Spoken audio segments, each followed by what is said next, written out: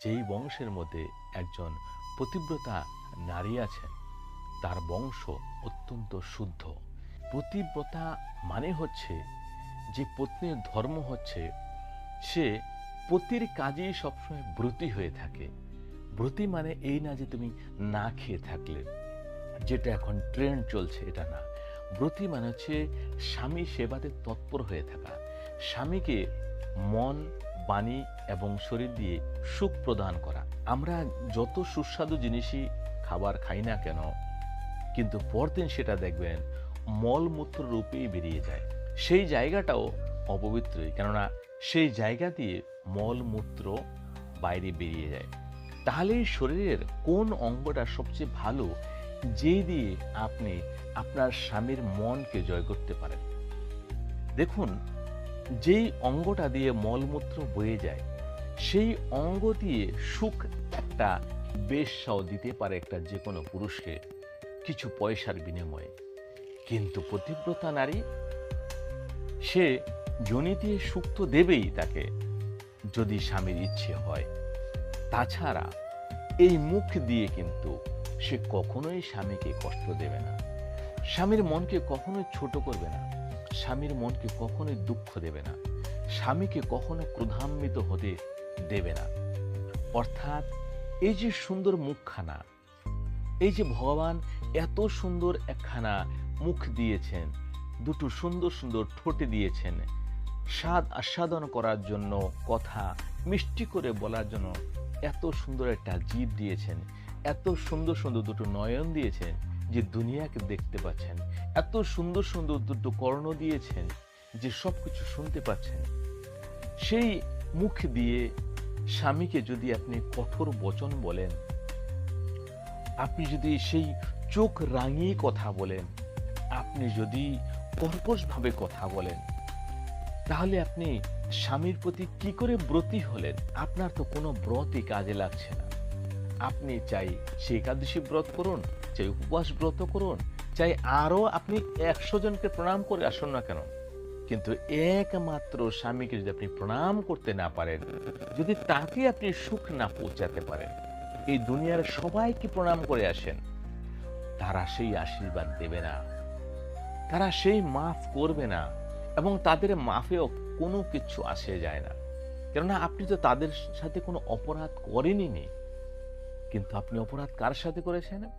আপনার স্বামীর সাথে। আপনার স্বামীর সাথে অন্যায় করেছেন, কেননা সে সারা জীবন আপনার পাশে থাকার জন্য আপনার ভরণ পোষণ, রক্ষণাবেক্ষণ, দায়িত্ব সবকিছু নিয়ে নিয়েছে।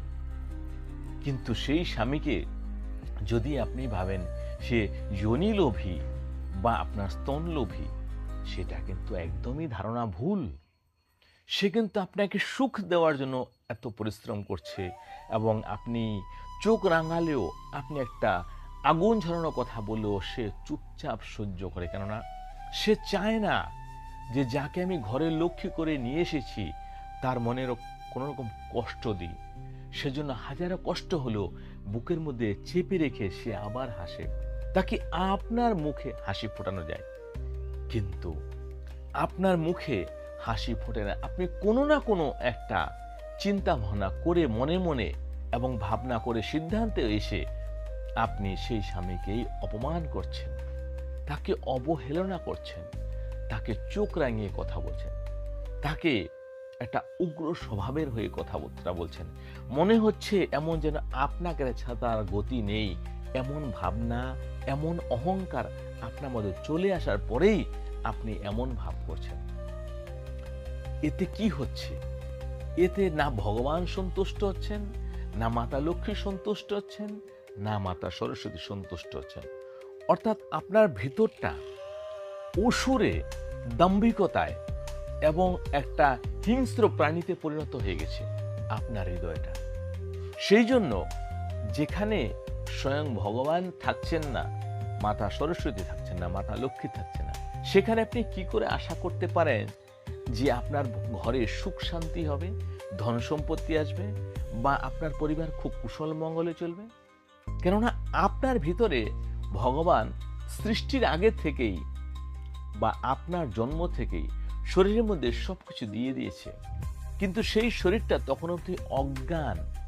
মানুষের শরীর আছে ঠিকই, কিন্তু তার ভিতরে মনুষ্যত্বের জ্ঞান নেই।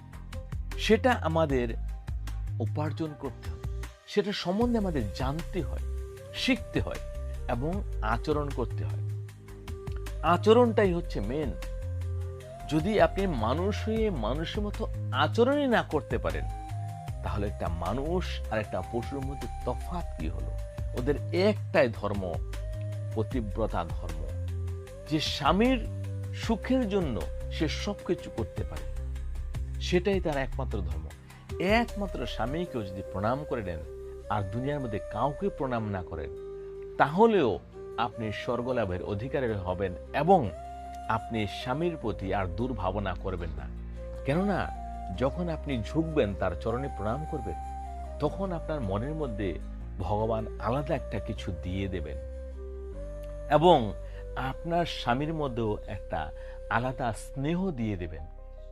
তখন দেখবেন আপনি যে একটা ভুলও করলেন, একটা ভুল হয়েও গেল, স্বামী কিন্তু মাফ করে দেবে, কেননা যখন আপনি প্রণাম করতে আসলেন। এবং আপনি যখন ওকে বারবার প্রণাম করলেন, তার মনের মধ্যে যে আগে যদি কোনো ক্ষোভ থাকে বা বড় কোনো কষ্ট দুঃখ দিয়ে আছেন, সেই সে সবকিছু মাফ করে দেবে ধীরে ধীরে। কিন্তু যদি আপনি স্বামীর চরণে ঝুঁকতে না পারলেন, তাকে প্রণাম না করতে পারলেন, তাকে সম্মান না করতে পারলেন, এই জীবন তো কি? আপনি কোনো জীবনে সুখ পাবেন না, কোনো জীবনে সুখ সমৃদ্ধি পাবেন না, কোনো জীবনে আপনি ভগবত প্রাপ্তি করতে পারবেন না বা স্বর্গলাভের অধিকারী হতে পারবেন না। আপনার জীবনে আপনার কপালে শুধু দুঃখই লেখা হচ্ছে, কেননা আপনারই ব্যবহারে। মানুষ জন্ম থেকেই একটা লোহা, তাকে চুম্বকে পরিণত হতে হয়। যদি আপনি এই শক্তি সম্বন্ধে জেনে নেন যে আপনি চুম্বকে কি করে পরিণত হবেন, তাহলে আপনার কাছে সবকিছু আসতে পারে। অর্থাৎ আপনার দেহটাকে, আপনার মনটাকে চুম্বকে পরিণত করতে হবে। অর্থাৎ মনের মধ্যে আপনার স্বামীর ব্যাপারে, এই জীবজগতের ব্যাপারে একটা ভালোবাসা ভরতে হবে, সুন্দর একটা বিচার রাখতে হবে, সুন্দর একটা ভাবনা রাখতে হবে, সুন্দর একটা দয়া রাখতে হবে। যদি আপনি আপনার পরিবারের লোকগুলোকে শুধু সম্মান করে দেন বা দায়িত্বটা খুশির সাথে পালন করেন, আপনি যদি ভাবেন যে এখানে বিয়ে হওয়ার পরে আমি দুঃখে আছি, তাহলে সেই দুঃখকে কেউ খণ্ডন করতে পারবে না, কেননা সেটা আপনি নিজে নির্ণয় করে নিয়েছেন। আর আপনার ভিতরে আছে আত্মা, আত্মার ভিতরে আছে পরমাত্মা। উনি জেনে গেছে আপনি কি স্বীকার করে নিয়েছেন, সেটাকে, সেই জীবনটাকে তেমন করার দায়িত্ব হচ্ছে পরমাত্মা। সেই দেহ, আপনার মন সেই কষ্টটা ভোগ করবে। অর্থাৎ যদি এই সমস্ত দুর্ভাবনা আপনি মনের মধ্যে রেখে থাকেন, সেই ভাবনাকে নষ্ট করুন। আপনি ভাবুন যেখানে বিয়ে হয়েছে এটা আমার সৌভাগ্য, তাহলে ভগবানও ভাববেন যে না, এত দরিদ্রতার মধ্যে এত কষ্টে থাকার পরে সে বলছে এটা আমার সৌভাগ্য। অর্থাৎ এমনই কিছু করে দেব ওর জীবনে যে সত্যি সত্যি ভগবানকে ধন্যবাদ এবং বলবে যে সত্যি তোর সৌভাগ্য। তাহলে আমাদের মনটাকে তেমন বানাতে হয়, তারপরে গিয়ে আপনি সৌভাগ্য লক্ষ্মীকে আপনার দিকে আকৃষ্ট করতে পারবেন। ভগবানও আপনার ঘর ছেড়ে কোনোদিন যাবে না। মাতা লক্ষ্মী সরস্বতী আপনার জিহ্বাতে থাকবে, আপনার অন্তরে থাকবে, আপনার ঠোঁটে চোখে মুখে থাকবে, আপনার শরীরে থাকবে, যেন আপনাকে দেখে মনে হবে একটা পতিব্রতা নারী, একটা লক্ষ্মীর মতো নারী। কিন্তু নারীদের চালচলন আজকাল দেখলে পুরুষেরই লজ্জা লাগে, কেননা তারা মনে করে এই জিসম, এই শরীরটা দেখাতে পারে লোকে খুব বাহবা দেবে, খুব ভালো বলে। কিন্তু একটা কথা মনে রাখবেন, এই যে রূপটা, যে যৌবন দেখানো, স্তন দেখানো, পেট দেখানো, শরীরকে দেখানো, এই সমস্ত কিছু দেখে লালায়িত হতে পারে একটা বেশ্যাগামী লোক বা একটা অধার্মিক পুরুষ। যে ধার্মিক পুরুষ সে কিন্তু আপনার দিকে একবার নজর পড়েও গেল ভুল করে, সে পিছন ফিরে থুতু ফেলবে, কেননা আপনি কোন জগতে আছেন? আপনি কি বেশ্যা? না, আপনি একজন স্ত্রী এবং কারো পত্নী।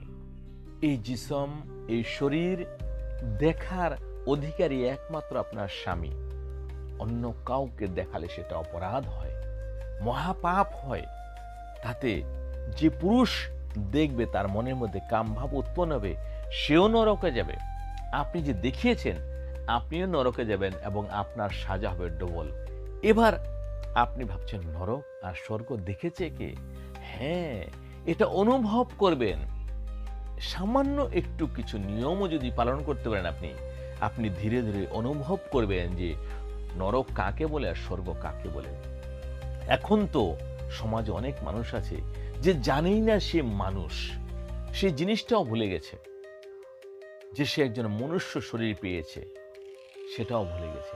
তাহলে সে কি করে অনুভব করবে নরকের যন্ত্রণা কেমন হতে পারে, স্বর্গ কেমন হতে পারে? এটাই কি জীবন? না, এই শরীরটা জীবন না, এটা টেলার মাত্র না। জীবন তো শুরু হবে এই দেহ ছুটে যাওয়ার পরে। এই দেহ থাকতে থাকতে আপনি বল পাচ্ছেন, আপনি বুদ্ধি ইস্তেমাল করতে পারছেন, আপনি কাউকে ঠকাতে পারছেন, কিন্তু যখন এই দেহ ছুটে যাবে আপনার হাতে কোনো কিছু থাকবে না, আপনার হাতে কোনো ক্ষমতা থাকবে না, আপনার মধ্যে কোনো রকম শক্তি থাকবে না। তখন আপনি বাঁচবেন কি করে? যমদূতের হাত থেকে, যমরাজের হাত থেকে আপনি কি করে রেহাই পাবেন? কেউ রেহাই দেবে না। অর্থাৎ এই জীবন থাকতে থাকতে নিজেকে শুধরে নিন, নিজেকে মানুষ বলে বিবেচনা করুন। হরে কৃষ্ণ, হরে কৃষ্ণ।